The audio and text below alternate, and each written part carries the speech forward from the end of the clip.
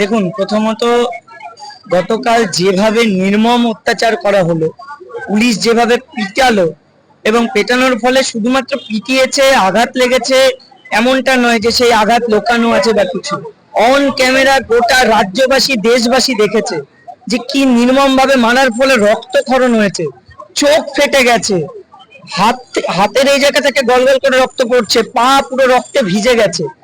আর এই জিনিসটাকে প্রেস কনফারেন্সে যিনি এডিজি আইন শৃঙ্খলা স্যার ছিলেন, উনি বললেন মৃদু বল প্রয়োগ হয়েছে।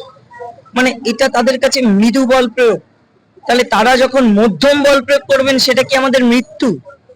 আর যদি ম্যাক্সিমাম বল প্রয়োগ করেন তার মানে কি স্বর্গে গিয়ে আমাদেরকে এইরকম বলতে হবে? তাহলে এটা মৃদু, এটা কখনো হয় না। এই ধরনের অত্যাচার, এই ধরনের নিপীড়নকে আমরা ধিক্কার জানি। পুলিশ প্রশাসন কার নির্দেশে এটা করলো আমরা জানি না, কিন্তু এইভাবে অত্যাচার করাটাকে আমরা কেউ ভালোভাবে দেখছি না। এটা পুরোপুরি একটা এই শান্তিপূর্ণ বিক্ষোভ আন্দোলনটাকে ভেঙে দেওয়ার একটা পরিকল্পনা। সবাই ভাবছে হয়তো মেরে দিলাম, আমরা এটাকে এবার তাড়ানোর একটা পথ খুঁজে পেলাম, কিন্তু না, আমরা ভাঙবো না, মচকাবো না। আমরা যেহেতু সত্যের সাথে আছি, আমরা সত্যটাকে জোর গলায় বলছি।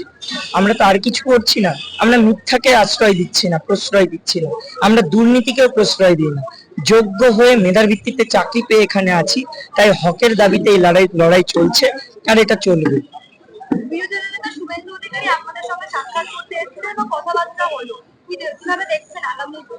দেখুন, আমরাই বলেছিলাম যে যে কোনো ব্যক্তি, শুভবুদ্ধি সম্পন্ন ব্যক্তি, শিক্ষক শিক্ষিকারা আছেন, ডক্টরসরা আছেন, উকিলরা রয়েছেন, আদার্স অনেক মানুষ রয়েছেন, বা রাজনৈতিক ব্যক্তিত্ব হতে পারে, তারা রাজনীতির ঊর্ধ্বে উঠে এই রাজনীতির পোশাকটা খুলে একজন ব্যক্তি হিসাবে যদি এখানে আসেন এবং আমাদের দাবির সপক্ষে তারা যদি বলেন, রাজ্যের শিক্ষা ব্যবস্থার পুনরুদ্ধারের জন্য এবং আমাদের এই যোগ্যদের অধিকার ফিরে পাওয়ার জন্য, সাংবিধানিক অধিকার রক্ষার্থে তারা যদি আমাদের পাশে এসে দাঁড়ান, এবং গতকাল যে নির্মম অত্যাচার হলো তার প্রতিবাদ সভাও আজকে ছিল, সেখানে যদি আসেন, তাদেরকে স্বাগতম।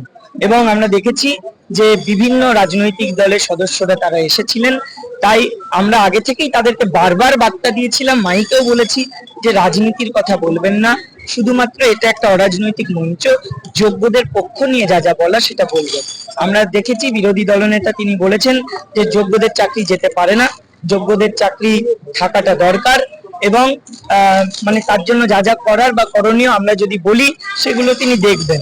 আমরা তার কাছে দুটো দাবি রেখেছি, যে প্রথমত প্রধানমন্ত্রী তো বলেছিলেন যে একটা লিগ্যাল সেল খোলা হোক, যোগ্যদের চাকরি যেতে পারে না, তাই আমরা বলেছি যে প্রধানমন্ত্রীর সঙ্গে একটা সাক্ষাতের ব্যবস্থা করতে, এবং আমাদের যেহেতু সাংবিধানিক অধিকার ক্ষুণ্ণ হয়েছে, আর্টিকেল 21 রক্ষা পায়নি, সেই জন্য আমরা বলেছি দেশের যিনি সাংবিধানিক প্রধান সেই রাষ্ট্রপতির সঙ্গে যাতে আমরা দেখা করতে পারি, আমাদের দাবিগুলো তুলে ধরতে পারি, আমাদের এই অবস্থাটা তার কাছে যদি জানাতে পারি সরাসরি, সেই জন্যও আমরা দাবিটা রেখেছি।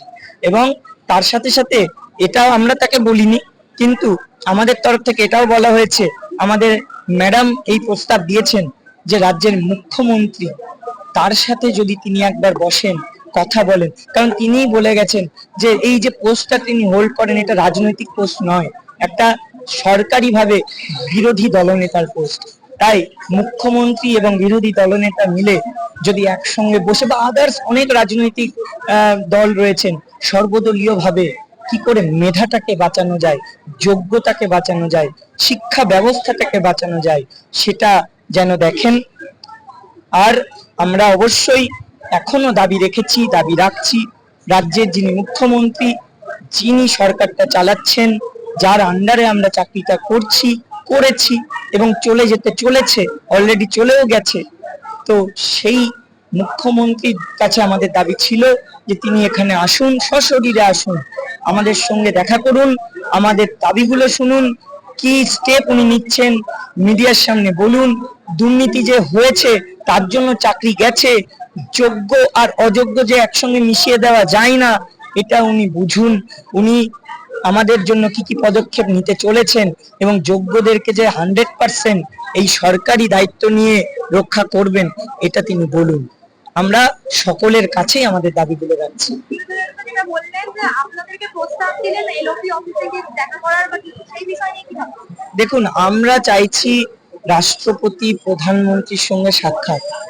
আমরা চাইছি কেউ যদি আমাদেরকে পদ বাতলে দিতে পারে, যে কি করে এই প্যানেলটাকে যোগ্যদের জন্য বাঁচানো যায়, আমরা শুনবো। সেখানে কে ব্যক্তিত্ব, কোন দলের ব্যক্তিত্ব, তাতে যায় আসে না, যে কোনো মানুষ সেটা বলতে পারে। সেখানে তৃণমূলের কেউ যদি আমাদের পদটা বলে দেয়, তাকেও স্বাগতম। বিজেপি, সিপিএম, কংগ্রেস, তাকেও স্বাগতম।